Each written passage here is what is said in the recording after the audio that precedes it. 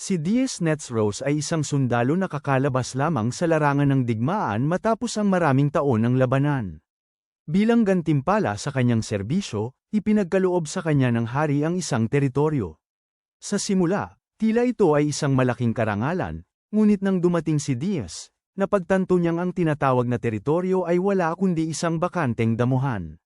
Walang mga bahay, walang mga taga-bayan, wala ni isang barn o kulungan ng hayop upang makatulong sa kanya na simulan ang kanyang bagong buhay. Ang mga opisyal na naghatid sa kanya doon ay tila natutuwa, parang ang ganitong disyerto na lupa ay talagang nararapat para sa isang ulilang katulad ni Diaz.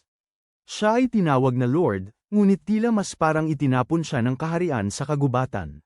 At sinabi sa kanya na dapat siyang mabuhay ng mag-isa. Mula sa simpleng pag-unawa ni Diaz, ang isang Panginoon ay isang tao na nakatira sa kanyang lupa, nagpoprotekta sa mga tao, nangongolekta ng buwis, at ipinapadala ito pabalik sa royal na kabisera. Pero magiging imposibleng mangyari ito dito, dahil walang sino man ang nakatira sa lupa. Matapos maglakad-lakad upang suriin ang lugar, napagtanto ni Diaz na ang tanging tunay na bentahe ng puok na ito ay mayroon itong malinis na tubig. Para sa kanya, iyon lamang ay mahalaga, dahil noong digmaan, minsan siyang napilitang uminom ng maduming tubig para lang makaligtas. Nang gabing yun, natutulog ang bagong talagang Panginoon sa labas, gamit ang damo bilang kanyang higaan. Sinabi niya sa sarili na susubukan niyang magtagal pa ng 2 araw. Kung hindi pa rin siya makahanap ng paraan upang mamuhay dito, aalis siya at hahanapin ang pinakamalapit na nayon, kung saan maaari siyang magtrabaho at tumulong sa iba, tulad ng itinuro sa kanya ng kanyang mga magulang. Kinabukasan ng umaga, habang natutulog pa si Diaz, bigla siyang nagising ng isang kakaibang batang babae na may pangil sa kanyang noo. Hawak niya ang isang pana, pinagmamasdan siya ng may matalas na pag-iingat, na parabang ang isang maling sagot ay magdadala ng isang palaso diretso sa kanya. Tinanong niya kung sino siya at kung ano ang ginagawa niya rito. Si Diaz, na halos masyadong tapat para sa kanyang sariling kabutihan, ay sumagot sa paraang nagiging sanhi lamang ng nagiging mas magulo ang sitwasyon. Sa wakas, tinanong siya ng babae ng direkta kung siya ba ay kaaway o kakampi niya. Lubos na naguguluhan si Diaz sa tanong. Kakakilala lang nila, kaya ang mapilit na pumili ng panig ay tila napakadali. Ngunit nang makita niyang napaka-tense at galit ng kanyang itsura, naaalala niyang siya ay isang Panginoon na, at ang isang Panginoon ay dapat nakatayo kasama ang mga tao sa kanyang lupa. Kaya't seryosong idineklara ni Diaz na kahit sino pa man ang kaaway, siya ay magpoprotekta sa kanya. Sa sandaling umalis ang mga salitang yun sa kanyang bibig, nagsimulang kumislap ang pangil sa noo ng babae ng maliwanag na asul na liwanag. Siya ay nabigla sa sinseridad ng kanyang sagot. Pagkatapos, hinawakan niya ang manggas nito at sinabi na manahimik at sumunod sa kanya. Ang dalaga ay nagdala kay Diaz sa isang kampo, nakatago sa gitna ng damuhan, kung saan maraming tao na may mga sungay tulad ng kanya ang namumuhay. Si Diaz ay nagulat dahil naglakad siya sa lugar na ito noong nakaraang araw at walang nakita ni isang palatandaan nila. Dinala niya siya sa isang malaking tolda upang makilala ang isang matandang babaeng may sungay, ang pinuno ng tribo. Doon, tinanong ng pinuno kung anong kulay ang naging sungay ng dalaga nang sumagot si Diaz, at kinumpirma ng dalaga na ito ay laging nagpapakita ng asul. Mukhang para sa tribong ito, ang liwanag ng sungay ay maaaring ipakita kung ang mga salita ng isang tao ay totoo o hindi. Ipinakilala ni Diaz ang kanyang sarili bilang bagong Panginoon ng lupain na ito at sinabing siya ay mananatili sa kanila dahil ang lahat ng naninirahan dito ay isa sa kanyang mga tao. Ngunit sa sandaling binanggit niya ang hari at ang kanyang titulong Panginoon, naging labis na tense ang atmosfera. Agad na itinaas ng batang may sungay ang kanyang pana at itinuro ito kay Diaz habang siya ay nakatayo roon na naguguluhan, hindi maunawaan kung ano ang mali sa kanyang sinabi. Sa kabutihang palad, pinigilan siya ng pinuno sa tamang oras at humiling kay Diaz na ikwento sa kanila ang buong kwento niya. Mula roon, unti-unting nahahayag ang nakaraan ni Diaz. Nang siya ay bata pa, tinuruan siya ng kanyang mga magulang na mamuhay sa paraang tumutulong sa iba at nagpoprotekta. Ang mahihina, nang siya ay 10 taong gulang, namatay ang kanyang mga magulang dahil sa sakit, iniwan siyang nag-iisa sa mundo. Sa halip na sumuko, nagtipon si Diaz ng ibang mga ulila, nilinis ang lungsod kasama sila, nanghuli ng mga mahihinang halimaw, at kumita ng sapat na pera para makasurvive sila.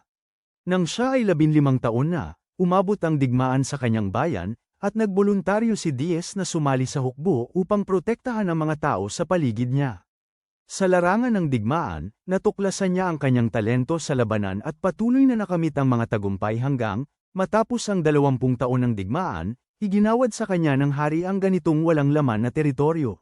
Matapos marinig ang kanyang kwento, napagtanto ng pinuno na si Diaz ay hindi isang tao na ipinadala upang pahirapan sila. Kaya't tinanong niya siya ng isang huling tanong upang subukin ang kanyang puso. Kung hindi sila ang kanyang mga tao, mananatili ba siyang kasama nila? Hindi nag-atubili si Diaz. Masigla niyang sinagot na kahit hindi sila kanyang nasasakupan, sila pa rin ay mga kapitbahay na nakatira sa parehong damuhan. Kung sila ay nasa panganib, handa pa rin siyang tumulong sa kanila, at naniniwala siyang maaari pa rin silang maging magkaalyado. Ang pangil ng pinuno ay kumikislap din ng asul, patunay na ang mga salita ni Diaz ay talagang nagmumula sa puso. Ngunit hindi pa rin nauunawaan ni Diaz kung bakit siya nagtatanong ng ganitong kakaibang tanong. Para sa kanya, ang sinumang nakatira sa kanyang lupa ay natural na isa sa kanyang mga tao. Doon, inihayag ng pinuno ang katotohanan na nag-iwan sa kanya na nakatulala. Sila ay hindi kanyang mga nasasakupan, kundi mga kaaway ng hari, mga miyembro ng mismong lahi na lumaban laban sa bansa ni Diaz sa loob ng maraming taon. Sa isang araw, si Diaz ay naging isang Panginoon na walang mamamayan at natuklasan na isang buong dating tribo ng kaaway ang nakatira sa loob ng kanyang teritoryo. Ang kanyang bagong buhay bilang isang Panginoon ay malinaw na hindi magiging mapayapa.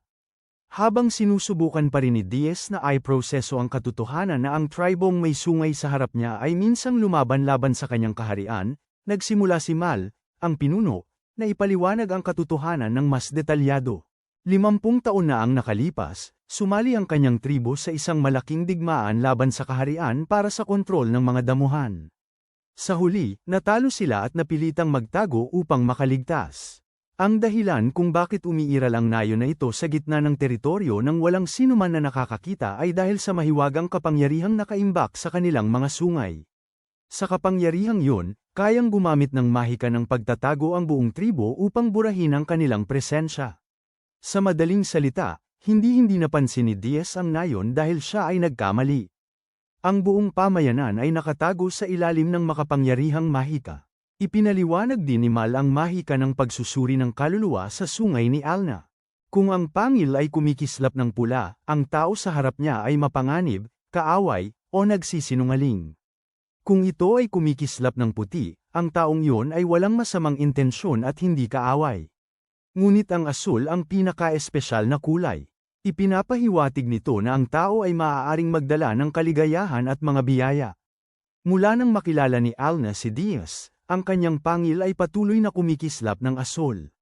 At kasama ng kanyang ganap na katapatan, naniniwala si Mal na hindi siya banta sa tribo. Matapos ang ilang pag-iisip, nagmungkahi si Mal ng kasunduan para sila'y magsama.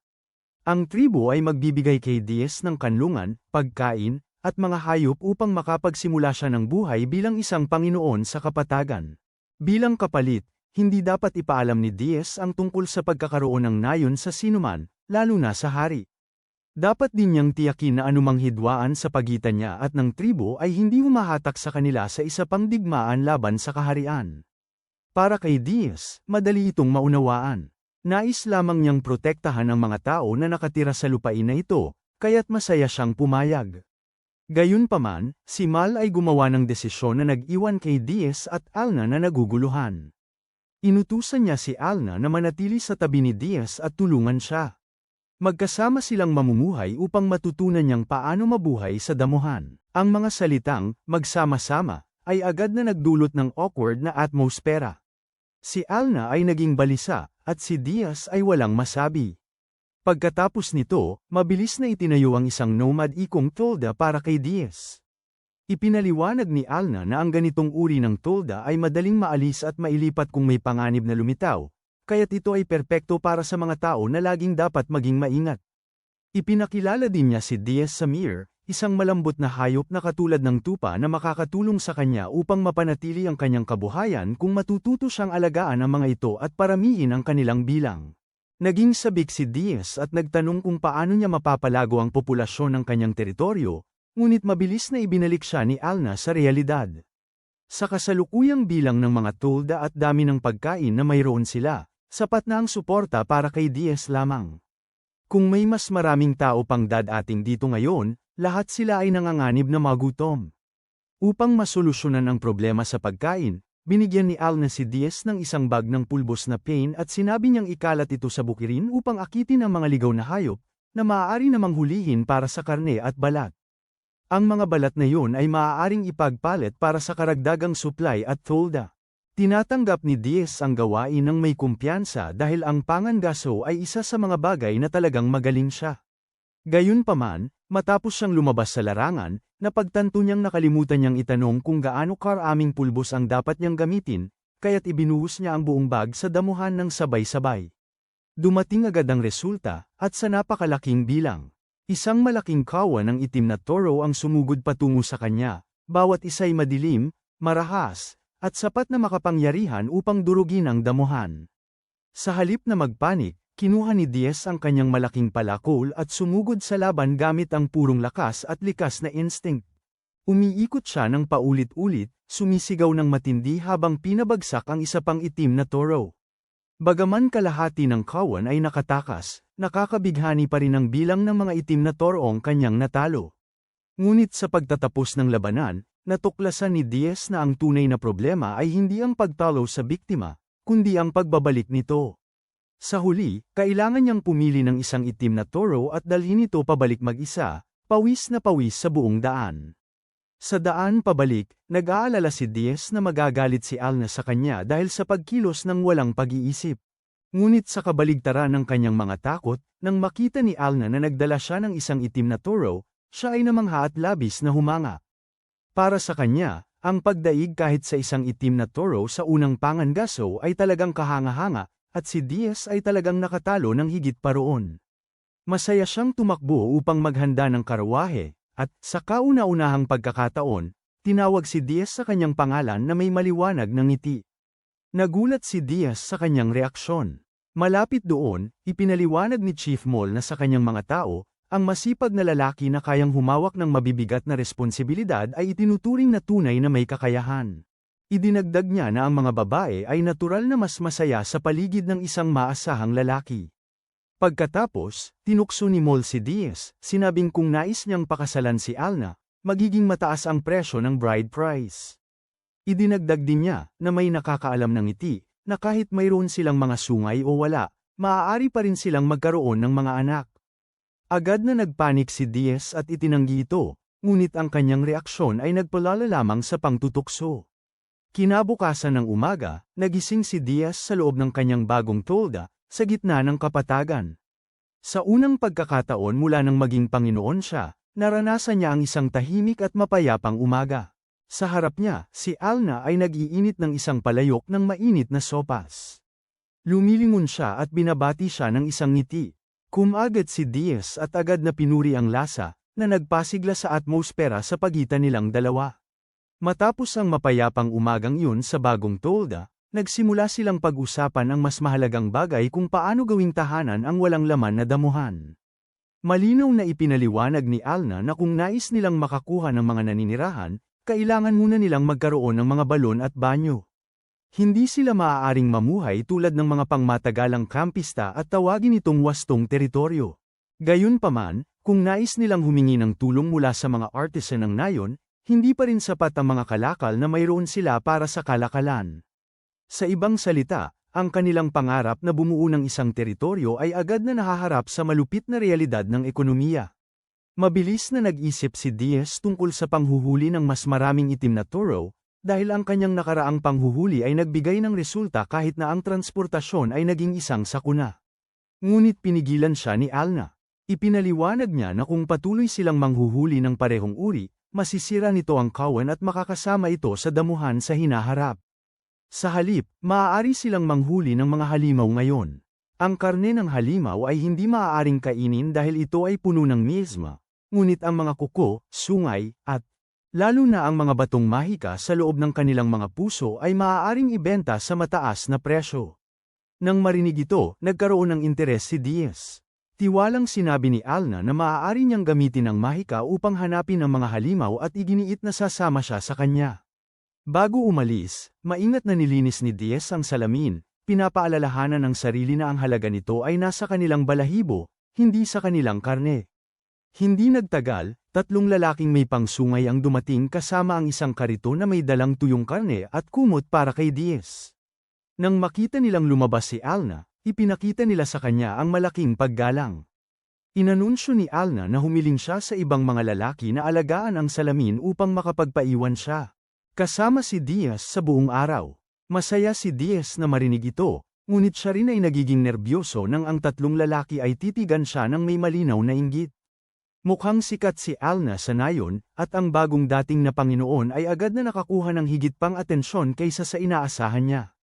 Pagkatapos noon, pumasok sina Diaz at Alna sa isang madilim at batong lambak, na lubos na naiiba mula sa luntiang damuhan na kanilang iniwan.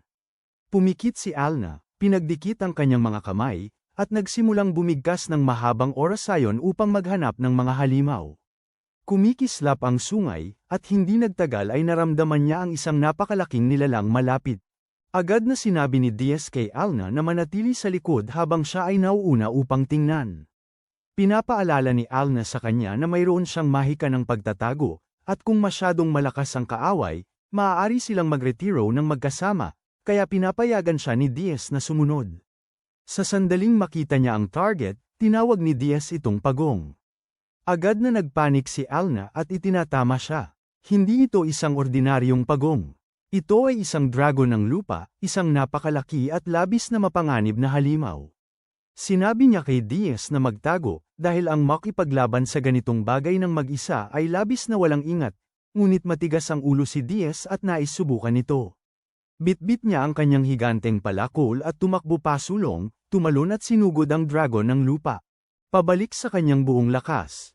Gayunpaman, kahit na ang isang suntok na sapat na makapangyarihan upang bumiyak ng bato ay hindi makalusot sa depensa ng halimaw. Ang palakol ni Diaz na may ulo ng leon ay isang tropeo na minsan niyang kinuha mula sa isang general na kaaway. Ito ay napakatibay, at kayang ayusin ang maliliit na pinsala kung siya ay magtuon ng isip. Dahil dito, kahit na nanginginig ang sandata sa bawat tama, patuloy si Diaz sa pag-atake ng paulit-ulit. Ngunit gaano man karaming beses siyang tumama, halos hindi gumagalaw ang baluti ng dragon ng lupa. Kumpara sa halimaw na ito, ang mga itim na toro mula sa nakaraang araw ay biglang tila halos ban-ayed. Mula sa malayo, sumigaw si Alna ng babala na ang miesma na nakapaligid sa lupaing dragon ay unti-unting sinisira ang katawan ni Diaz. Nang marinig yun, sa wakas ay naunawaan ni Diaz na delikado ang sitwasyon. Inamin niya na hindi niya kayang talunin ang pagong na ito at nagpasya siyang itigil ang pakikipaglaban. Gayunpaman, walang balak ang lupaing dragon na hayaan silang umatras ng madali. Binuksan nito ang bibig, nagtipon ng apoy, at nagpalabas ng napakalaking bola ng apoy. Sa simula, akala ni Diaz ay siya ang target ng atake, ngunit mabilis niyang napagtanto na ang tunay na layunin ay si Alna, na nakahandusay sa lupa. Walang pag-aalinlangan, tumakbo si Diaz pasulong, tumalon sa harap niya, at ginamit ang kanyang katawan at ang kanyang palakol upang tanggapin ang buong puwersa ng atake. Sa sandaling iyon ng buhay at kamatayan, inuulit niya ang pangako na ginawa niya noong nakaraang araw. Anuman ang kaaway, poprotektahan niya siya. Ang mga salitang iyon ay tumama ng diretsyo sa puso ni Alna. Sa harap niya ay hindi na isang estrangherong Panginoon na ipinadala ng kaharian, o isang walang muwang na sundalo na tanging alam ay umikot ng palakol. Siya ay isang taong tunay na handang isakripisyo ang sarili para protektahan siya.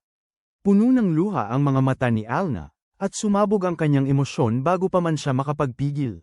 Sa gitna ng isang larangan ng digmaan, habang ang dragon ng lupa ay patuloy na sinusubukang sunugin sila, siya ay sumisigaw at humihiling kay Diaz na pakasalan siya. 3 lalaki mula sa angkan ni Alna ang nagmamadali patungo sa gilid ng bangin sa takot, naghahanap sa kanya dahil siya ay nawala mula umaga at hindi pa bumabalik. Natatakot sila na ang batang magkasintahan ay maaaring inatake ng isang halimaw sa kapatagan. Ngunit sa sandaling dumating sila, natigil sila sa tanawin sa kanilang harapan. Ang napakalaking bangkay ng isang dragon ng lupa ay nakahiga ng walang galaw sa lupa. Hindi kalayuan, si Alna ay patuloy na umiiyak, mahigpit na nakakapit kay Diaz habang iginiit na pakasalan siya. Si Diaz ay bagong tinamaan ng isang apoy na bola sa kanyang mukha, kaya't halos hindi pa siya nakakabawi. Ngayon, kailangan din niyang harapin ang isang alok ng kasal sa gitna ng isang labanan. Ang tanging magagawa niya ay dahan-daang aliwin siya, habang ang sungay sa noo ni Alna ay kumikislap ng maliwanag na asul, nagpapakita na siya ay sobrang masaya na hindi na kayang itago ng kanyang mahika ito. Ang balita na natalo ni Diaz ang isang dragon ng lupa ay mabilis na umabot sa nayon. Sa lalong madaling panahon, ang buong angkan ay nagmadali papunta roon, masayang sumisigaw at tinatawag siyang kanilang boss. Gayunpaman, ang pagpatay sa dragon ay kalahating trabaho lamang. Ang kabilang kalahati ay ang pag-iisip kung paano ilipat ang isang bangkay na kasing laki ng burol pabalik sa bahay. Kailangang magtipon ng buong nayon ng mga kabayo, kariton, at bawat piraso ng lakas tao na kanilang makikita. Sila ay nahihirapan sa buong gabi upang hilahin ang dragon ng lupa pabalik. Tanging kapag ganap ng sumikat ang umaga nila ito na dinala sa damuhan. Pinapanood ni Diaz ang maingay na eksena ng may pagkalito, hindi nauunawaan kung bakit lahat ay nagiging labis na abala dito. Para sa kanya, ito ay isang nabigong pangangaso na sa hindi inaasahang paraan ay nagtapos sa isang bangkay ng dragon. Para sa mga taga-nayon, gayunpaman, ang kanilang bagong boss ay nagbukas ng isang alamat na imbakan ng yaman sa gitna ng kapatagan. Nakipagkita si Diaz sa pinuno ng angkan na si Mol at humiling na ipagpalit ang lahat ng materyales mula sa dragon ng lupa kapalit ng paghuhukay ng balon at pagtatayo ng mga palikuran. Tumawa si Mol at sinabi sa kanya na isang binti ng dragon lamang ang sapat na upang bayaran ang parehong proyekto. Tanging ang bayad para sa pagkatay ang tatanggapin ng angkan. Karamihan sa pera mula sa pagbebenta ng mga materyales ng dragon ay mananatili kay Diaz. Ang perang yun ay sapat na upang bumili ng pagkain, magtayo ng mas maraming tolda, lumikha ng mga pasilidad para sa imbakan, at kahit na ihanda para sa kasal ni Alna. Sa sandaling marinig ni Diaz ang salitang kasal, agad siyang humiling na tumigil ang lahat doon. Ngunit iginiit ni Mol na ang isang kapitbahay na kayang pumatay ng dragon ay dapat panatilihin sa malapit sa pamamagitan ng isang matibay na ugnayan. Kung hindi pa kakasalan ni Diaz si Alna, tiyak na paliligiran siya ng mga walang asawa sa nayon. Sa isang lugar tulad nito, ang isang lalaking kayang magbigay ng pagkain at talunin ang mga dragon ay napakabihira. Doon lamang napagtanto ni Diaz na nawala si Alna kanina dahil umuwi na siya upang sabihin sa kanyang mga magulang ang tungkol sa kasal. Kamakailan lamang naging Panginoon si Diaz, ngunit ang buong nayon ay nagtutulak na sa kanya patungo sa kasal bago pa man niya lubos na maunawaan kung ano ang nangyayari. Sinusubukan ni Diaz na pabagalin ang mga bagay, nagmungkahi siya na mag-engage muna sila. Ipinaliwanag ni Mol na wala silang kaugalian sa pag-engage. Pagkatapos, nag-alok siya ng isang kompromiso sa kanyang sariling paraan. Maaari nilang ipagdiwang ang kasal muna, at ang usapin ng pamumuhay bilang mag-asawa ay maaaring hintayin hanggang handa na silang dalawa. Humiling si Diaz ng isang hakbang pabalik, ngunit kalmadong inilipat ni Mol ang buong laro pasulong. Nang tanungin ni Diaz kung bakit siya labis na tinutulungan ni Mol, tapat siyang sumagot. Ang nakaraang Panginoon ay labis na hindi epektibo at kamakailan lang ay namatay dahil sa karamdaman. Kung mabibigo si Diaz at umalis sa lupain ito, walang nakakaalam kung anong klaseng tao ang magiging hari ng kaharian. Ipadala ang susunod. Iyon ang dahilan kung bakit nais ng angkan na mamuhunan kay Diaz. Nais nilang tulungan siyang maging isang mabuting Panginoon na makakapagprotekta sa mapayapang buhay na mayroon sila ngayon. Sa halip na maghintay para sa kaharian na magpadala ng isa pang sakuna, nagpasya silang suportahan ang pinaka-promising na tao sa kanilang harapan. Nang mga sandaling yon, 2 batang lalaki mula sa nayon ang lumapit upang batiin siya. Masigla nilang sinabi na si Alna ay nakahanap ng mahusay na kapareha nang siya ay umabot sa tamang edad para mag-asawa.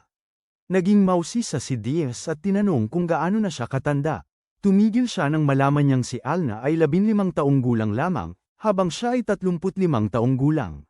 Ang 20 taong agwat ng edad ay agad na nagbigay kay Diaz ng pakiramdam na ang relasyon na ito ay mas malapit sa ugnayan ng tiyuhin at pamangkin kaysa sa mag-asawa. Bago pa man magsimula ang romansa, ang legal at moral na katotohanan ay matinding tumama sa kanya. Umupo si Diaz nang mag-isa sa isang bato at nag-isip. Naalala niya na ang batas ng kaharian ay nangangailangan ng isang tao na maging hindi bababa sa 18 bago mag-asawa. Dahil dito, pinili niyang ituring ang susunod na 3 taon bilang panahon ng pakikipag-engagement at maghintay hanggang si Alna ay legal na maging adulto. Sa panahong yun, matututo rin si Diaz kung paano pamahalaan ang kanyang teritoryo, pagbutihin ang kanyang sarili, at maghanda na maging isang responsableng tao. Sa wakas, hinaharap niya ang sitwasyon ng kalmado at seryoso, pinapatunayan na kahit mas mahusay siya sa panggugupit kaysa sa komplikadong politika, alam pa rin niya kung kailan talagang mahalaga ang isang bagay. Hindi nagtagal, tumakbo si Alna na may maliwanag na ekspresyon. Masaya niyang inihayag na pumayag ang kanyang mga magulang, pagkatapos ay tinanong si Diaz kung ano ang gusto niyang kainin bukas ng umaga. Si Diaz ay simpleng ngumiti ng mahinahon at sinabi sa kanya na siya ang pumili. Nang gabing yun, nagdaos ng malaking salo-salo ang buong nayon upang ipagdiwang ang pagpatay sa dragon at ang hinaharap na kasal ng magkasintahan. Patuloy na itinatama ni Diaz sila, sinasabing ito ay isang engkwentro lamang para ngayon, ngunit walang sinuman. Parang may pakialam. Patuloy na itinaas ng lahat ang kanilang mga tasa upang ipagdiwang ang Dragon Slayer na nakahanap ng asawa. Pagkalipas ng ilang oras, natapos na rin ang balon at mga palikuran. Maraming bagong tent ang lumitaw sa paligid ng teritoryo. Proud na tinitingnan ni Diaz ang tent na itinayo niya gamit ang kanyang sariling mga kamay. Ngunit may isang alalahanin pa rin siyang bumabagabag sa kanyang isipan. Paano niya mahihikayat ang mga tao na talagang dumating at manirahan dito? Ang teritoryo ay may balon, mga palikuran, espasyo para sa imbakan, at kahit isang Dragon Slayer, ngunit pagdating sa mga residente, wala pang tunay na progreso.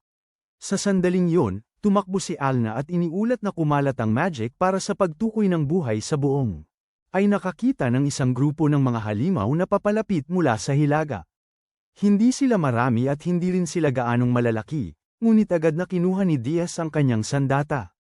Ayaw niyang masira ang bagong tayong balon at mga palikuran, at hindi niya maaring hayaang magpanik ang mga Mir. Ang mga mamamayan ay hindi pa natatagpuan ang kanilang daan patungo sa kanyang teritoryo, ngunit sa isang paraan, alam ng mga halimaw kung saan sila dapat pumunta. Nais ni Alna na sumama sa kanya at magbigay ng suporta. Nag-aalala si Diaz na kung aalis silang dalawa, maaaring magising ng mag-isa ang mga Mir na naging malapit sa kanila at makaramdam ng pagkabahala. Ipinagtanggol ni Alna na mas magiging epektibo silang labanan kung magkakasama, kaya't sa wakas ay sumasang-ayon. Ang dalawa ay nagtago sa likod ng isang bato at tahimik na nagmamasid sa isang higanteng ogre na papalapit sa teritoryo. Matapos suriin ang magaspang at maruming anyo nito, napagpasyahan ni Diaz na halos wala itong mahalagang bahagi. Hindi tulad ng dragon ng lupa, na nag-iwan ng kayamanan ng mga materyales, ang ogre na ito ay tila mag-iiwan lamang ng problema sa paglilinis. Kahit walang kita, hindi maaring payagan ni Diaz na makalapit ito sa balon, narinig ng Mir, o sa lugar ng pamumuhay. Agad siyang sumugod gamit ang kanyang palakol, habang sinusuportahan siya ni Alna mula sa likuran gamit ang kanyang pana. Binaril ang braso na humahawak sa sandata ng ogre. Salamat sa kanilang maayos na pagtutulungan, mabilis na natapos ni Diaz ang halimaw sa isang hampas mula sa kanyang palakol. Nagtapos ang laban ng maayos, ngunit ang kanyang baluti ay ngayon ay ganap na natakpan ng malagkit at mabahong purpurang dugo. Kailangan lamang ni Alna na tumayo malapit sa kanya ng sandali bago niya takpan ang kanyang ilong.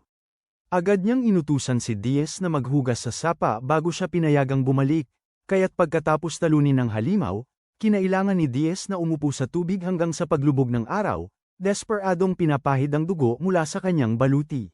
Ang ogre ay maaaring hindi nag-iwan ng mahalagang materyales, ngunit tiyak na nag-iwan ito ng matinding impresyon sa pamamagitan ng amoy nito. Kinabukasan, kumuha si Diaz ng tubig mula sa balon at bumantong hininga na wala pa ring mga mamamayan sa paligid, habang ang mga halimaw ay tila natutukoy ang kanyang teritoryo ng may perpektong katumpakan. Sa mga sandaling yun, tumakbo si Alna na puno ng kasiyahan at sumigaw na mayroong pagbubuntis. Biglang natigil si Diaz, ang kanyang ekspresyon ay nagbago sa iba't ibang emosyon sa loob ng mas mababa sa 2 segundo. Ngunit bago siya makapagtanong kung ano ang ibig sabihin niya, itinuro ni Alna si Francois. Lumabas na ang buntis ay hindi si Alna, kundi isa sa mga salamin sa kawan. Ang bagong itinalagang Panginoon ay naranasan ang pakiramdam ng kanyang puso na parang nahulog mula sa kanyang dibdib at sa isang paraan ay bumalik muli. Wala namang sinabi si Alna na mali, ngunit ang kanyang paraan ng paghahatid ng impormasyon ay halos nagdulot ng maagang pagtatapos sa kanyang buhay. Ipinaliwanag ni Alna na ang mga Maiar ay napakamatalino at sensitibong nilalang, malinaw nilang nararamdaman ang takot at presyon sa paligid nila. Ang mga buntis na Maiar ay lalo ng madaling kapitan ng pagkabahala, at may mga pagkakataon pang naging mapanganib ang pagpanik hanggang sa huminto ang kanilang mga puso. Dahil dito, kailangan nila ng isang malakas na tao na manatiling malapit, upang makaramdam sila ng seguridad. Sa buong lugar na ito, walang mas angkop kaysa kay Diaz. Hindi nag-atubili si Diaz. Masaya niyang tinanggap ang tungkulin na alagaan si Francois at ang natitirang bahagi ng kawan ng Maiar. Hindi pa nga siya nagrereklamo tungkol sa kanilang amoy. Habang pinagmamasdan siyang maingat na hinahaplos ang bawat hayop, si Alna ay naging emosyonal at buong pagmamalaking tinawag siyang kanyang asawa. Habang nag-uusap ang dalawa, biglang nagsimulang kumikislap ang sungay ni Alna. Ang kanyang magic detection ay nakaramdam ng halos 10 tao na papalapit mula sa silangan, sa direksyon ng ang royal na kabisera. Agad na nag-ingat si Diaz, dahil wala siyang ideya kung sino ang darating upang bisitahin siya. Pagkatapos, pumunta si Alna sa damuhan upang batiin ang hindi pamilyar na grupo. Sa lalong madaling panahon, lumitaw ang isang grupo ng 3 kabalyero at ilang mga sundalo. Ang batang kabalyero na nakasuot ng pilak na baluti ay masiglang tinawag ang pangalan ni Diaz sa sandaling makita siya.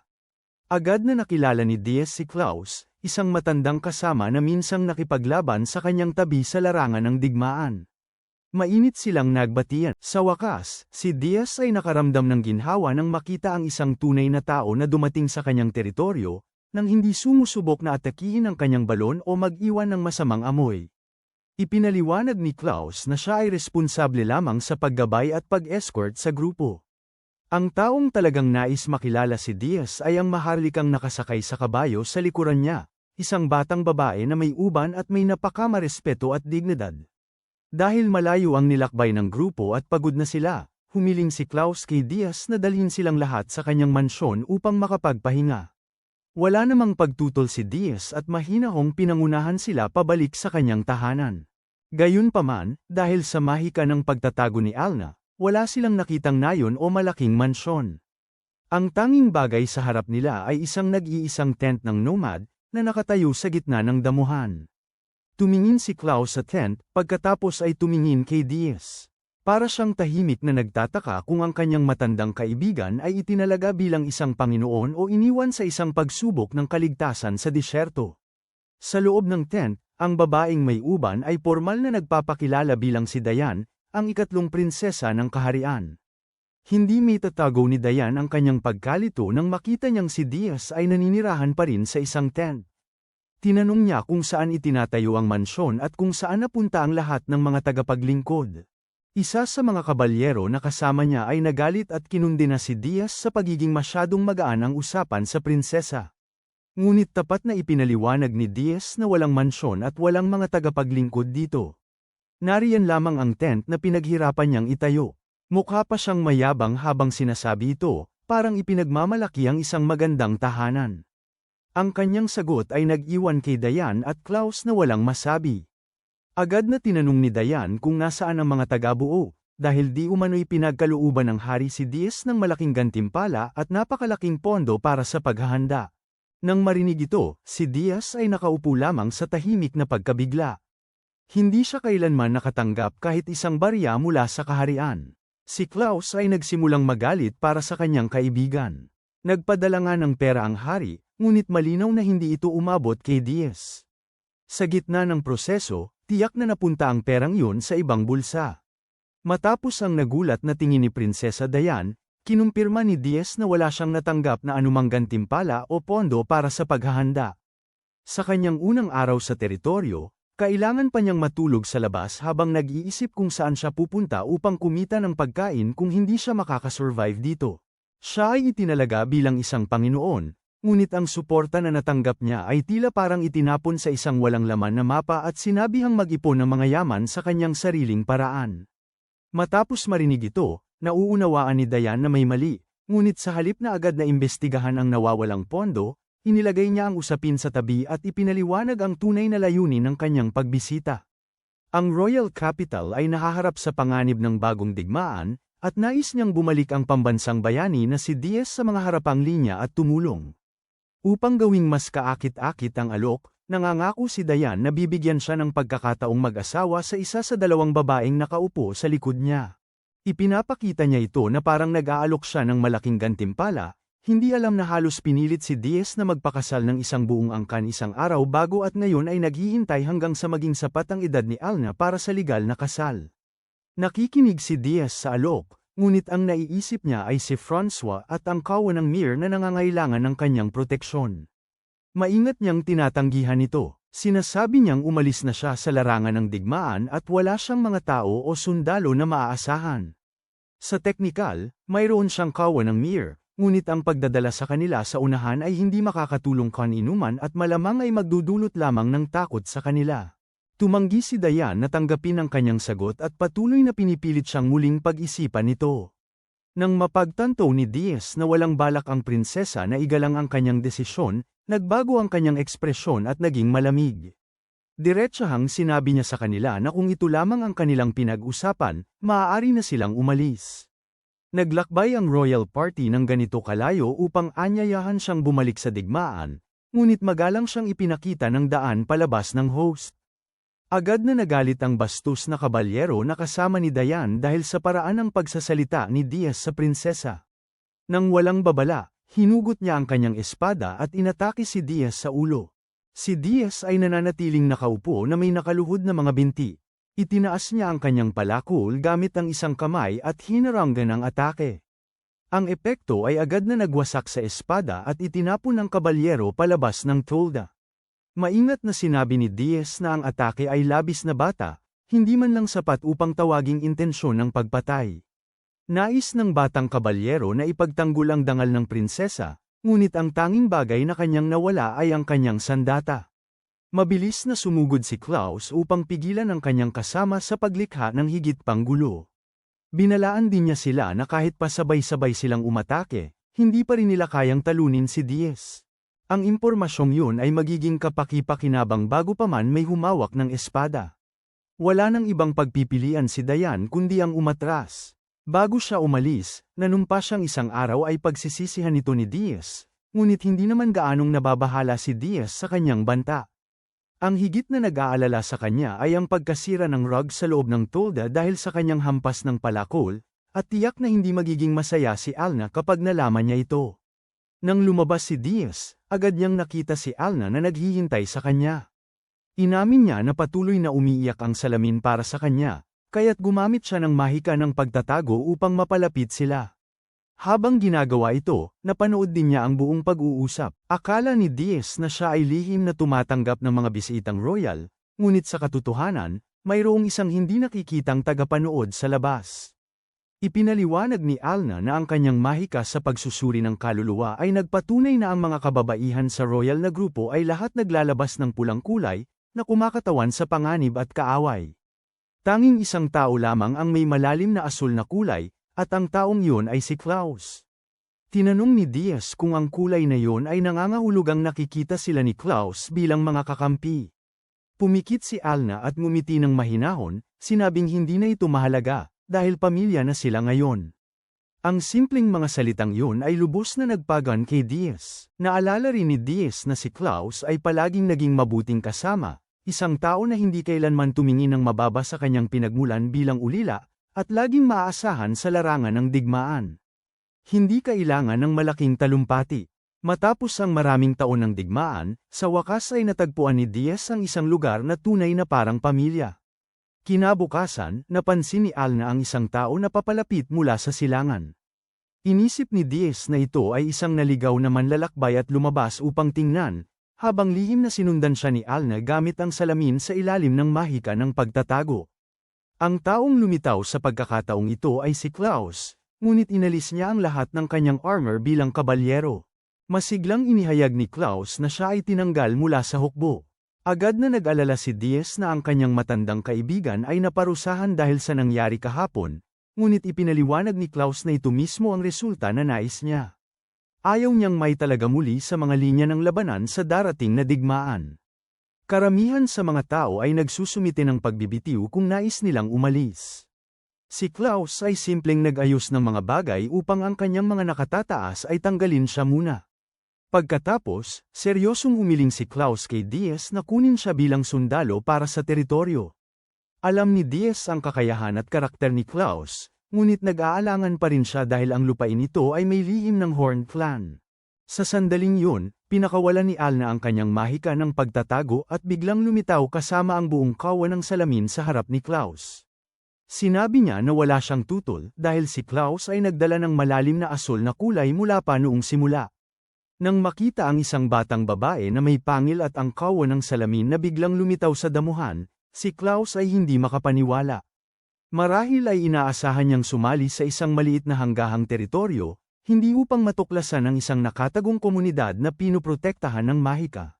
Sa pag-aproba ni Alna, ngumiti si Diaz at tinanggap ang kanyang matandang kaibigan. Sinabi niyang sundan siya pabalik at ipapaliwanag niya ang lahat ng dahan-dahan. Ang teritoryo ni Lord Diaz ay nagkaroon ng bagong residente. Mula sa walang-wala, pagkatapos ng lahat ng pagsisikap na ito, ang populasyon ay sa wakas umabot sa isa.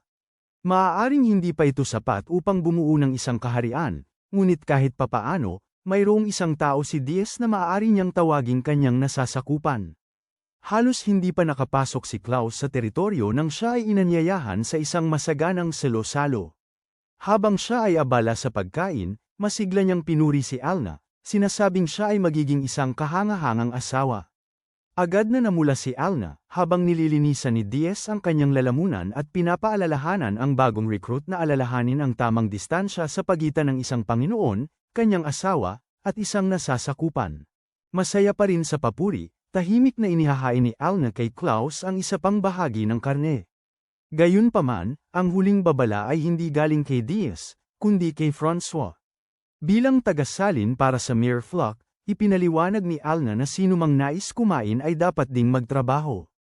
Ang isang bagong sultan na walang kontribusyon ay dapat asahan na walang matatanggap kapalit. Ang pagtuturo tungkol sa responsibilidad mula sa isang buntis na tupa sa kanyang unang pagkain ay hindi eksaktong kung paano inisip ni Klaus ang pagsisimula ng kanyang bagong buhay, ngunit mabilis siyang nangako na hindi niya bibigwin ang alinman sa kanila. Bago pa man tuluyang bumaba ang pagkain, nagsimulang lumiwanag ang sungay ni Alna. Ang labanan para sa trono sa pagitan ng mga prinsipe at prinsesa ay nagiging mas marahas, at alam niyang ito ay usaping oras na lamang bago umabot ang hidwaan sa mga hangganan. Hindi nagtagal, bumalik si Diaz na walang dalang sundalo o mamamatay tao, kundi isang grupo ng pagod na mga matatandang refugee. Isang matandang babae ang halos wala ng malay at agad siyang ginamo. Sila ay mula sa Kasdex, kung saan ang mga taon ng panloob na hidwaan ay nagwasak ng mga tahanan at nauubos ang supply ng pagkain. Bawasan ng lokal na Panginoon ang bilang ng mga bibig na kailangan niyang pakainin sa pamamagitan ng pagpapaalis sa mga matatanda mula sa teritoryo. Ang kanilang gabay ay si May, isang 70 taong gulang na manghuhula na ginamit ang kanyang kakayahan upang mahanap ang isang landas na maaaring magpanatili sa kanila na buhay. Si Diaz ay hayagang natutuwa na marinig na ang kanyang teritoryo ay maaaring magkaroon ng 12 bagong residente. Si Klaus, gayunpaman, ay lumapit sa sitwasyon ng mas praktikal. Karamihan sa mga refugee ay matatanda at hindi kayang magsagawa ng mabibigat na trabaho, na nangangahulugang maaari silang maging pasanin sa isang pamayanan na mayroon ng napakakaunti.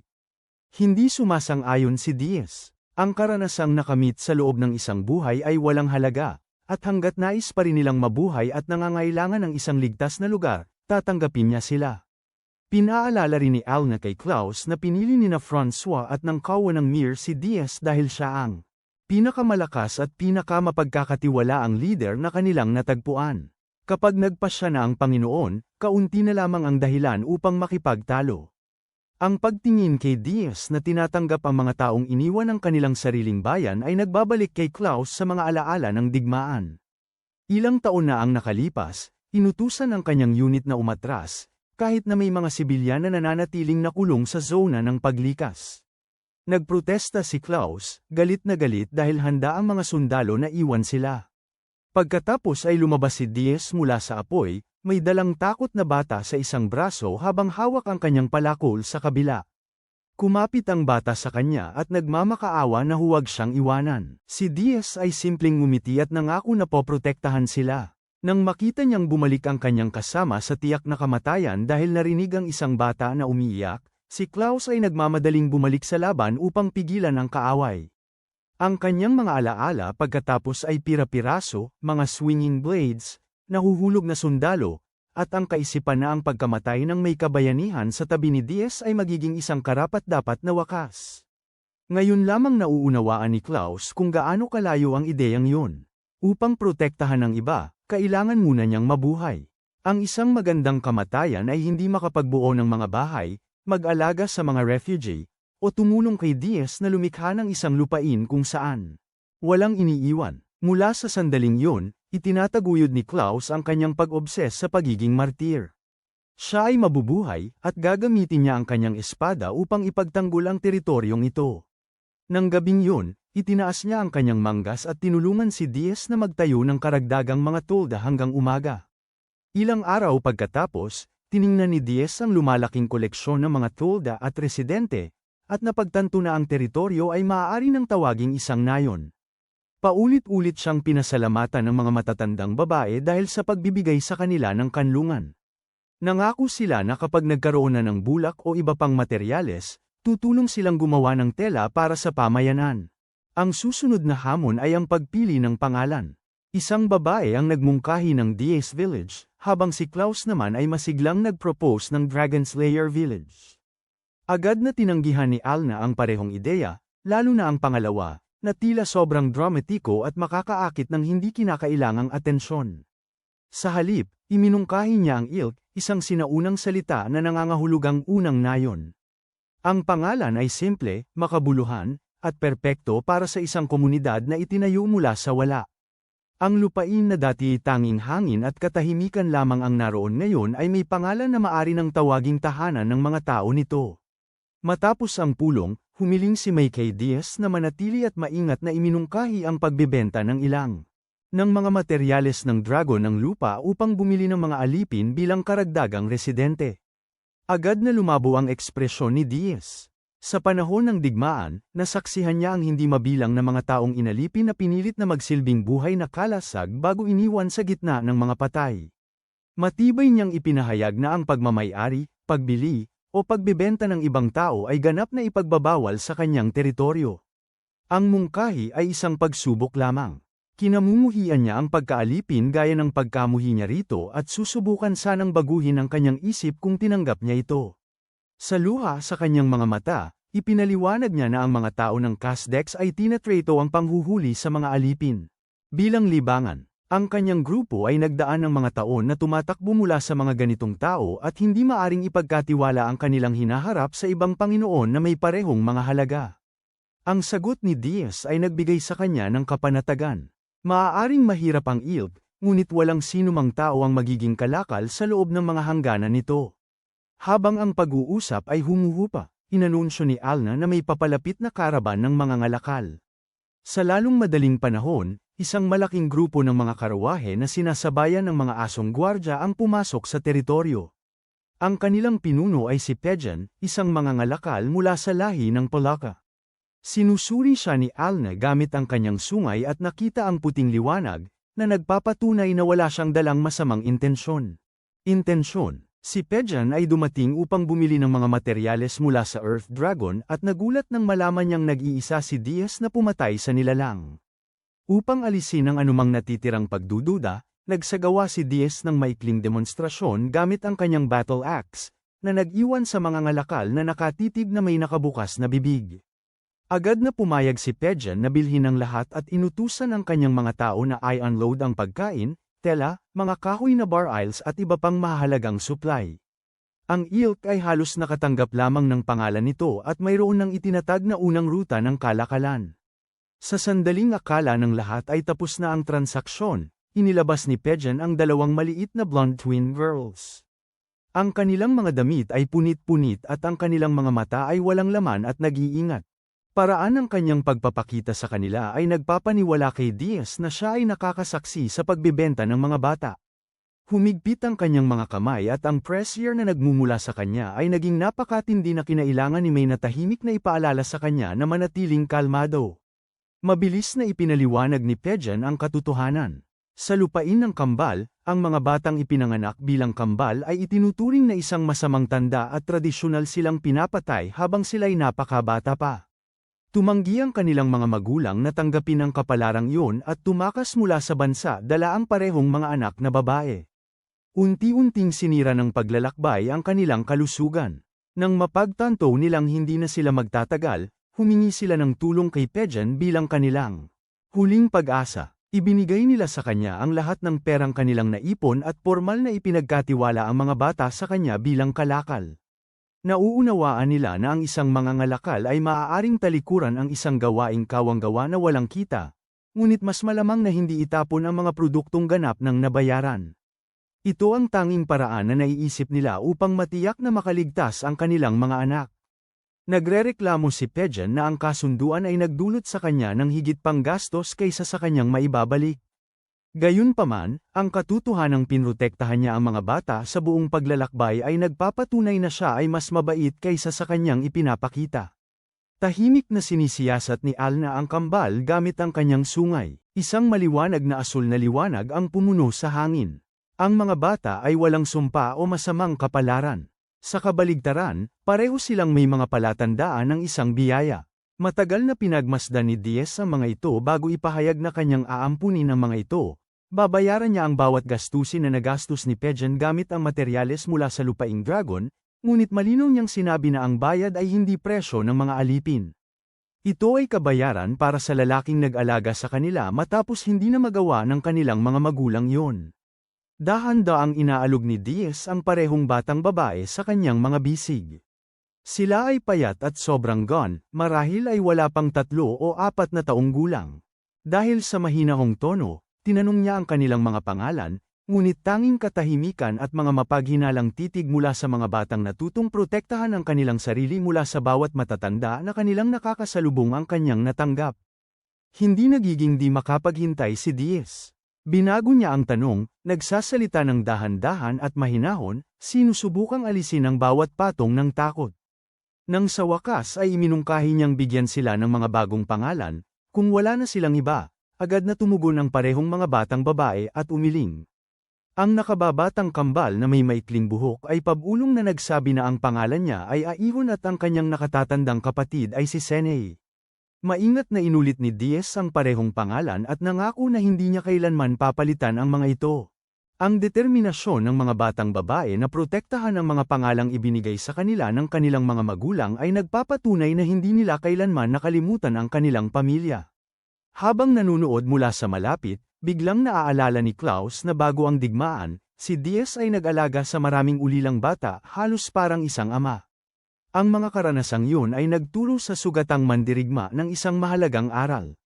Sa sandaling ito, hindi kailangan ng mga kambal ng walang katapusang tanong, kailangan nila ng pasensya, kabaitan, at ang pakiramdam ng kaligtasan na nawala sa kanila matagal na.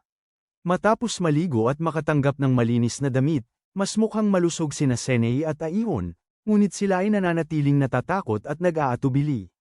Sa wakas ay lumapit si Alna at ipinaliwanag ang kahulugan ng kanilang mga pangalan sa sinaunang wika.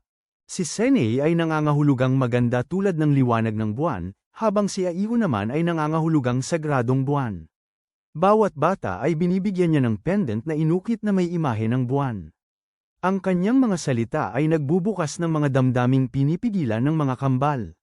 Ang mga alaala ng kanilang mayanhing ina at ang ama na tanging nais lamang ay para sa kanila na mamuhay ng masaya ay biglang bumabalik. Si Senei at Aihon ay napaiyak at nagsimulang tawagin ang kanilang mga magulang.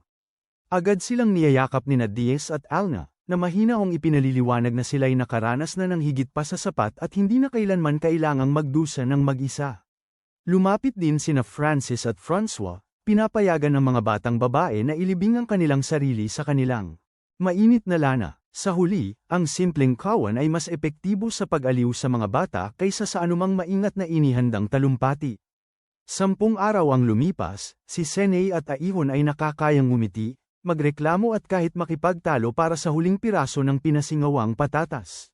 Nang matalo si Aihon, sinubukan ni Diaz na putulin ang kalahati ng patatas na kanyang kinagat at ibigay ito sa kanya. Agad siyang pinigilan ni Alna dahil mahalaga ang pagbabahagi, ngunit mahalaga rin ang pangunahing kalinisan. Isang magulang ang responsable sa pag-aalaga sa mga bata, habang ang isa naman ay nag-aalaga upang manatiling buhay at malinis ang lahat. Ang maliit na pamilya ng Uri ay nagsisimulang gumana ng nakakagulat na maayos. Sa sandaling yon, muling nagningning ang sungay ni Alna. Isang nag-iisang mangangabayo ang papalapit. Dahil ang kawan ay lubos nang nakadikit sa mga kambal, iniwan ni Diaz ang mga batang babae sa ilalim ng proteksyon ng kanilang mga 4 na paa na tagapangalaga bago isuot ang kanyang baluti at dalhin ang kanyang palakol palabas. Ang bisita ay si Cam Eret, Katie wala ni Eldon Casdex, ang bagong itinalagang Panginoon ng kalapit na teritoryo. Nananatiling nakatago si Alna at kinukumpirma na ang kanyang kaluluwa ay tila puti, nangangahulugang wala siyang agarang masamang layunin. Humihingi si Cam Eret ng pahintulot para makapasok ang grupo ng kanyang Panginoon sa pamayanan, ngunit agad na tumanggi si Diaz. Ayaw niyang may mga hindi kilalang bisita na lumapit. Si Eldon ang pangalawang anak na kamakailan lamang ay nanalo sa digmaang sibil sa Casdex, at may mga bulong-bulungan na siya ay may malaking bilang ng mga babaeng alipin. Hindi nagtagal, isang marangyang karwahe ang lumitaw sa kapatagan. Lumabas si Eldon, na may bilog na katawan, kasama ang ilang nakapiring na babae. Hindi may tatago ng bagong Panginoon ang kanyang gulat sa kanyang nakita. Sa isang panig ay isang lalaking nagtagumpay mula sa digmaan para sa kapangyarihan, kasama ang mga katulong, gwardya at isang marangyang karwahe. Sa kabilang panig naman ay isang lalaking bumuo ng teritoryo mula sa damo, tolda, tupa, at mga taong itinakwil.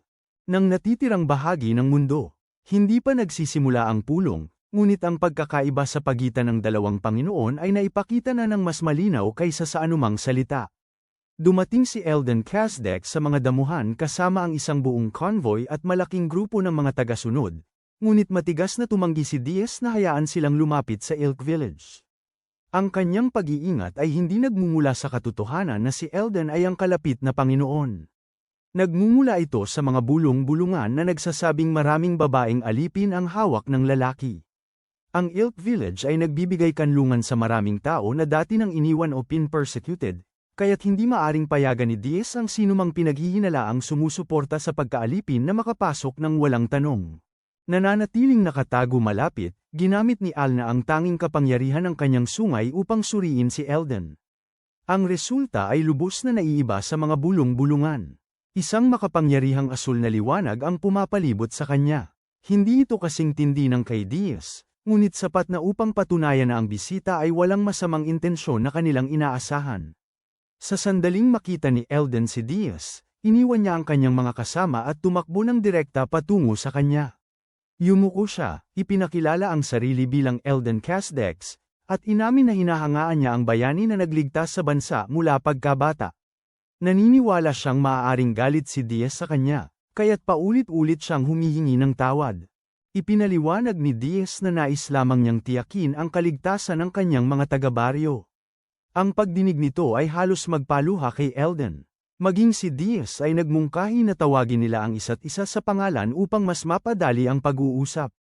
Ang tensyon na dulot ng papalapit na convoy ay mabilis na naglaho matapos ang ilang taos-pusong salita. Biglang humarap si Eldon sa walang laman na espasyo sa tabi ni Diaz at nagtanong kung sino ang nagtago roon. Nang malaman ni Alna na hindi na siya makakapagtago, ipinakita niya ang kanyang sarili. Ipinakilala siya ni Diaz bilang kanyang kasintahan, habang tahimik siyang itinatama ito sa pamamagitan ng pagsasabi, asawa. Ang isang salitang binigkas ng mahinahon ay sapat na upang mapatigil si Diaz. Napansin ni Eldon ang pang-uso sa kanyang noo at tinanong kung si Alna ay isang demi-human. Itinatag ng kanilang pag-uusap na ang terminong ito ay tumutukoy sa mga lahi na kahawig ng tao, na nangangahulugang maaari ring ikategorya si Alna sa ganitong paraan. Sa sandaling malaman ni Eldon na ang bayani na kanyang hinahangaan ay pumili ng magiging asawa mula sa ibang lahi, niyakap niya si Diaz at nagsimulang umiyak ng malakas. Tinanong ni Eldon kung mayroon na silang mga anak. Sinasabi ni Diaz na hindi, habang kalmadong inihahayag ni Alna na nais niyang magkaroon ng 10 sa hinaharap. Dagdag pa ni Diaz na kasalukuyan nilang inaalagaan sina Senei at Ayhan, 2 batang babae mula sa parehong lahi ni Alna. Nang malaman ni Eldon na ang kanyang hinahangaan na bayani ay hindi lamang umiibig sa isang demi-human kundi nag-ampun din ng 2 ulilang demi-human, labis siyang nahabag. Biglang lumaki ang kanyang mga tainga, humaba ang kanyang ilong na naging parang pangil ng elepante, at nawala ng lakas ang buong katawan niya bago bumagsak. Agad siyang dinala ng kanyang mga babaeng tagapag-alaga sa karwahe at sinimulan siyang gamutin. Tanging noon lamang inihayag ni Cam Eret na ang kalapit na Panginoon ay isang kalahating demi-tao na may dugo ng mga elepanteng tao. Si Eldon ay maaaring magbago mula sa anyong tao patungo sa anyong may mga katangian ng elepante. Gayunpaman, tuwing ang malalakas na emosyon ay nag-uudyok sa pagbabago, ang stray nito ay naglalagay sa kanyang kalusugan sa matinding panganib. Ang mga kababaihang patuloy na nakapaligid sa kanya ay hindi mga miyembro ng isang harem. Nananatili sila malapit dahil nauunawaan nila ang kanyang kalagayan at alam kung paano siya alagaan. Matapos gumaling, humingi ng tawad si Eldon dahil sa pagkawala ng kontrol.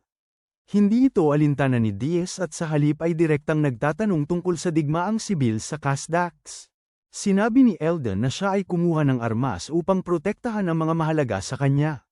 Magsisimula na si Cam Eret na ikwento ang nakaraan na lubos na pinabayaan ng mga tsismis. Ang dating Panginoon, si Enkers, ay may asawa at mga anak na. Ang kanyang panganay na anak ay namana ang kanyang hitsura at ang kanyang kakilakilabot na personalidad. Sa kakaibang paraan, si Enkers ay naging labis na mahilig sa isang magandang bata na isinilang ng isang alipin na babae mula sa elepante. Publiko niyang kinilala ang bata bilang kanyang anak at binigyan ito ng mataas na katayuan. Ang batang iyon ay si Eldon. Sa edad na 5 taon, natutunan ni Eldon ang katotohanan tungkol sa kanyang lahi at natuklasan niya na ang kanyang biological na ina ay patuloy na ginagamot bilang isang alipin. Mula noon, ang ina at anak ay nagkikita lamang sa lihim. Si Eldon ay tahimik ding tumulong sa ibang mga pinahihirapan na demi-humans. Ang kanyang paniniwala na lahat ng lahi ay nararapat sa pantay na pagtrato ay nabuo noong kanyang kabataan. Ang mga babaeng nag-aalaga kay Eldon ay dati ring mga alipin. Matapos niyang iligtas sila, kusang loob silang nanatili sa kanyang tabi dahil naniwala sila sa mundong nais niyang likhain. Ang bulong-bulungan na si Eldon ay napapalibutan ng mga babaeng alipin ay ganap na mali.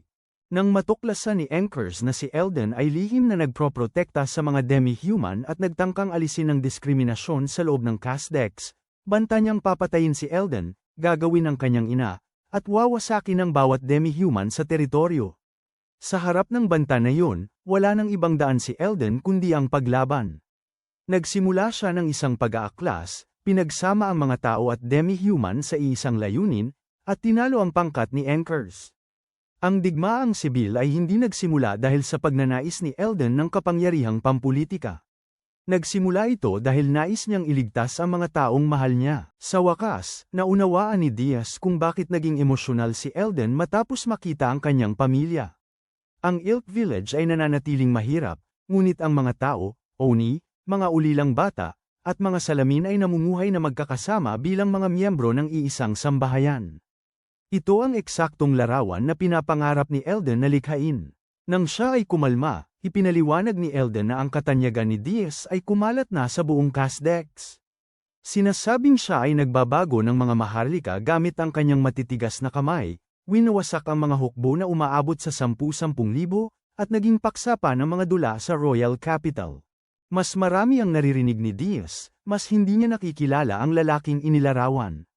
Hindi naniniwala si Eldon sa lahat ng tsismis, ngunit ang mga kwentong ibinahagi ng maraming veterano at ang kanilang pagpupulong ngayon ay lalo pang nagpataas ng kanyang respeto. Formal na hinihiling ni Eldon kay Diaz na maging kaibigan siya. Nais niyang magtulungan sila para sa isang mundong kung saan ang mga tao at demi-humano ay maaaring mamuhay ng masaya kasama. Hindi pumirma si Diaz ng alyansa o nangako ng suporta militar. Simple lang niyang sinabi na ang ideal ni Eldon ay labis na kahanga-hanga. Sa Ilk Village, nagsimula ng maging realidad ang pangarap na yun, at umaasa rin si Diaz na Ang parehong tanawin ay isang araw ay lalawak ng higit pa. Tinatanggap niya ang pagkakaibigan ni Elden at hinihimok siyang tumayo ng may pagmamalaki, dahil walang kaiyahiya sa landas na kanyang pinili. Ang mga salita ay nagdudulot kay Elden ng halos pag-iyak, na relieved na sa wakas ay nakatagpo siya ng isang tao na tunay na nakakaintindi sa kanya. Kapag nauunawaan na ng magkabilang panig ang kalagayan ng isa't isa, tinanong ni Diaz kung paano niya mahihikayat ang mas maraming residente sa Ilk Village. Dati na niyang hiniling sa mga mangangalakal na ipakalat ang balita, ngunit malinaw na hindi sapat ang simpleng paghihintay. Nangako si Elden na iaanunsyo ang pagsisikap sa pag-recruit sa buong Casdex. Gayunpaman, binalaan niya na ang mas agarang problema ay pagkain. Dapat simulan ng Ilk Village ang pag-iipon ng mga supply at pagbuo ng kakayahang mag-produce ng sariling pagkain bago dumating ang taglamig. Ang pagtaas ng populasyon ng walang sapat na makakain para sa lahat ay magdudulot lamang ng mas malaking krisis. Seryosong tinanggap ni Diaz ang payo. Nangako si Elden na magbibigay ng anumang suporta na kaya niya bago umalis sa mga damuhan kasama ang kanyang convoy. Nang bumalik sina Diaz at Alna sa mga tolda, natagpuan nila sina Senei at Aihon na naghihintay sa tabi ng kawan. Sa sandaling makita siya, tumakbo ang mga babae pasulong at nagreklamo na nangako si Diaz na agad babalik, ngunit pinaghintay sila ng masyadong mahaba. Tinatawag siyang sinungaling, pagkatapos ay sabay-sabay silang tumakbo sa mga salamin at itinulak ang kanilang amang ampon na bumagsak sa damuhan. Walang pagtutol na inaalok ni Diaz at masunurin siyang humingi ng tawad. Nang gabing yun, nakatulog ng mapayapa sina Senei at Aihon sa tabi ng isa't isa, ang kanilang mga kamay ay mahigpit na magkahawak. Habang pinapanood sila, nagtanong si Alna kung ang pagtanggi ni Diaz na parusahan sila ay mag-uudyok lamang ng mas maraming kalokohan. Aminado si Diaz na mali ang kanilang asal, ngunit siya ang unang sumira sa kanyang pangako. Nais niyang humingi ng tawad bago ituwid sila. Ang mga batang kamakailan lamang ay nawalan ng mga magulang ay madalas na nagiging spoiled o nagiging pasaway upang subukin kung ang kanilang bagong pamilya ay iiwan din sila. Tinatanggap niya ang reaksyong yun ngayon. Gayunpaman, kung patuloy silang kumilos sa parehong paraan bukas, magtatakda siya ng matibay na hangganan. Nauunawaan ni Alna na hindi nagiging mapagbigay si Diaz ng walang hangganan. Binubuo niya muli ang kanilang tiwala. Pagkatapos ay binanggit ni Diaz na siya ay naging magsasaka bago ang digmaan at nais subukan ang pagtatanim ng mga pananim. Tumingin si Alna sa mga daymuhing kapatagan at nagtataka kung makikipagtulungan ng lupa sa ambisyong iyon. Naputol ang kanilang pag-uusap nang biglang magningning ang sungay ni Alna. Nararamdaman niya na may malaking grupo na papalapit mula sa ibang direksyon kaysa sa ruta ni Elden. Ginamit na convoy. Isang armadong grupo ang tahimik na tumatawid sa mga damuhan sa gitna ng isang madilim na gabi, na nagpapakita ng kanilang masamang intensyon. Gusto ni Diaz na manatili si Alna sa likuran, ngunit matigas ang kanyang pagtutol na samahan siya.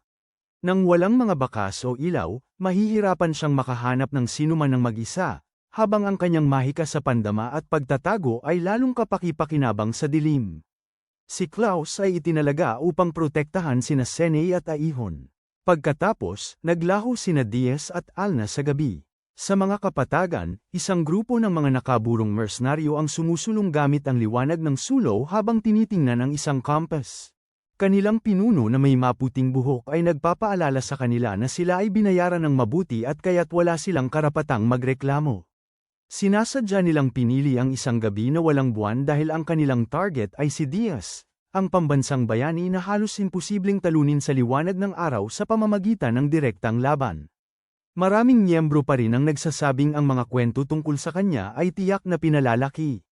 Nagbabala ang babae na huwag maliitin si Diaz. Inutusan din niya silang patayin si Elden kung sakaling makatagpo nila ito.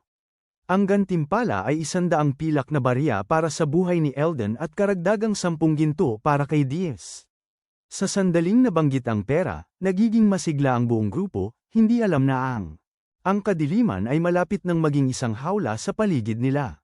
Isang guhit ng pulang liwanag ang tumatagos sa gabi. Si Lyle ay tinamaan ng isang palaso at bumagsak. Agad na inutusan ng lider ang lahat na magpaputok patungo sa liwanag, ngunit ito ay nawala bago pa man tumama ang kanilang mga palaso sa damo. Ang kanilang kaaway ay naglabas lamang ng ilang putok, ngunit halos wala sa mga ito ang pam-alya. Hindi maunawaan ng mga mercenary kung paano natukoy ng napakatumpak ang lokasyon ng bawat tao. Sila'y nagpapaputok ng walang tiyak na direksyon upang pilitin ang kanilang umaatake na gumawa ng ingay. Nang gumalaw ang damo sa malayo, ilang mandirigma ang humiwalay mula sa formasayon at nag-charge. Papalapit dito, sa sandaling yun, ang pangulong espada ng labanan ni Diaz ay biglang lumitaw sa kanilang harapan. Lumabas siya mula sa dilim, itinulak ang unang lalaki at pinabagsak ang iba bago pa man nila may handa ang kanilang mga sandata. Sa loob ng ilang segundo, 4 na mercenaryo ang nawala ng kakayahang makipaglaban. Ang leader ay nagpanik at inutusan ang lahat na magtipon muli, ngunit gumuho na ang kanilang formasayon. Si Alna ay lumitaw mula sa ibang direksyon bago muling mawala sa pamamagitan ng mahika ng pagtatago. Sa wakas, napagtanto ng mga salarin na si Alna ang kumokontrol sa laban mula sa malayo, habang inaatake ni Diaz ang bawat kahinaan sa sandaling ito ay lumitaw. Isang lalaking mercenary ang nakakita sa asul na mga mata, bakal na baluti, at napakalaking pang-aks ng labanan ng sapat upang makilala ang lalaking nasa harap niya. Inamin niya sa takot na kahit 100 gintong barya ay hindi sapat para sa panganib na ito, ngunit itinaas pa rin ang kanyang espada at nag-charge. Harapang hinaranggan ni Diaz ang atake, tinalo siya sa isang palitan, at tinapos ang pangunahing labanan nang hindi nagkaroon ng seryosong pinsala. Habang ang iba ay pinapakalma, agad na tumakas ang babaeng may pilak na buhok patungo sa kalapit na gubat. Sinasumpa niya ang kanyang mga walang silbing kasama, alam na ang matuklasan siya ni Diaz ay nangangahulugang nabigo na ang plano. Sa sandaling huminto siya sa likod ng isang puno, biglang sumiklab ang isang lumang sugat sa kanyang katawan at pinilit siyang bumagsak sa sakit.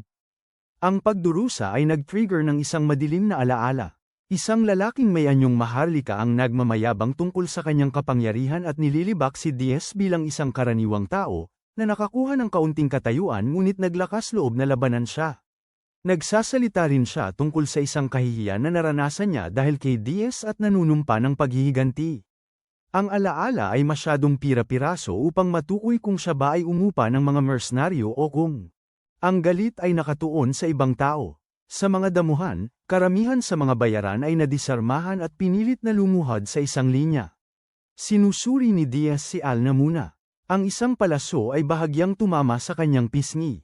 Humihingi ng tawad si Alna dahil instinctively siyang gumawa ng tunog nang dumaan ang palaso, na nagbigay diin sa kanyang taguan. Hindi siya sinisisi ni Diaz. Lumilingon siya sa mga bilanggo at sinasabing dapat nilang maunawaan kung gaano kabad ang kanilang mga aksyon. Isang lalaki ang sumusubok na magtalo na sila ay mga bayaran at hindi mga tulisan. Ngunit sa sandaling lumamig ang ekspresyon ni Diaz, agad siyang nanahimik. Bilang Panginoon ng teritoryo, hinahatulan ni Diaz ang bawat nahuling umaatake sa pagpapatalsik. Itinuturing ni Alna na masyadong magaan ang parusa dahil pumasok sila sa kapatagan na may dalang armas na may layuning patayin siya. Inamin ni Diaz na ang pagtingin sa sugat sa kanyang pisngi ay labis siyang nagalit. Gayunpaman, walang napatay sa kanilang panig at hindi sapat ang pinsala upang bigyang katarungan ang pagpatay sa mga tao bilang ganti. Kung tunay na nagsisisi ang mga bilanggo sa kanilang mga aksyon, sapat na ang pagpapatalsik upang wakasan ang insidente. Kung sila'y babalik at muling magdudulot ng gulo, hindi ipapakita ng kanyang mga hakbang ang parehong awa. Walang nakakaintindi na si Diaz ay pwedeng pumatay sa kanila anumang oras na nais niya, kaya't walang nagtatangkang tumutol. Si Alna ay patuloy na nadidismaya na nakatakas ang babaeng may pilak na buhok, ngunit ang tanawin ng mga nakumpiskang espada, busog, baluti, at panghampas ay mabilis na nagpapabuti sa kanyang pakiramdam. Hindi naiintindihan ni Diaz kung bakit ang koleksyon ng mga lumang sandata ay tila napakahalaga. Ipinaliwanag ni Alna na ang bakal ay isang mahalagang yaman sa mga damuhan. Kahit ang mga sira-sirang sandata ay maaaring matuno at gawing mga kasangkapan sa pagsasaka.